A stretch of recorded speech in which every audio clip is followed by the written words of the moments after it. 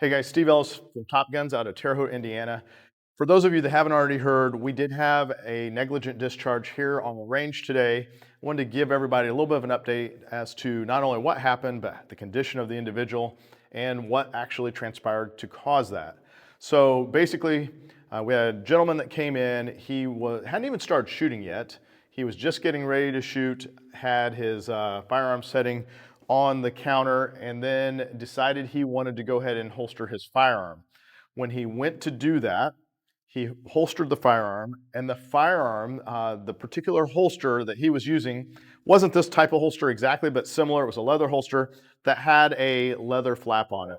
That leather flap caused it to got into the trigger guard, and when he pushed down on it, it depressed the trigger, causing a discharge. That round subsequently went down through his, just a little bit above his knee, into his leg, on the outside of his right leg, came out of his leg on the inside of his right leg, down towards the bottom, a little above his ankle. He did lose a lot of blood. I want to commend all of the staff here. They did a phenomenal job. They were calm. They did exactly what they were trained to do. They ran and got tourniquets.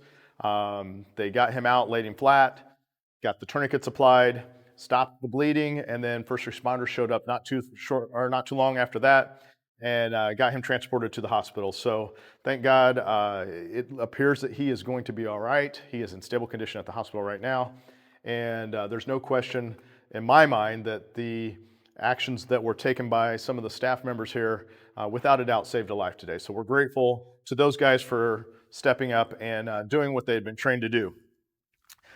I want to talk just a little bit about holsters, because this is a great opportunity for us to learn from this, as opposed to sometimes we see a lot of keyboard warriors that want to basically just trash on everybody and say, oh, well, he shouldn't have had a gun, or whatever you hear on the online. This is an incident that could it have been fully prevented? I think, yes, there is the chance that it could have been at the very minimum mitigated, but the thing is you cannot be perfect all the time, and you cannot prevent every situation.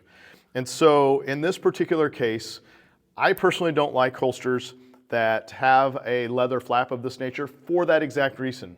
Same thing with sometimes the drawstrings on a jacket. They've had those where they've gotten into the trigger guard, sometimes on a Glock, and when the person went to put their firearm into their holster, that little nipple thing pulled up on the trigger and depressed it and caused a discharge as well. So there are things that can happen. How do we prevent that? One is try to avoid these types of holsters.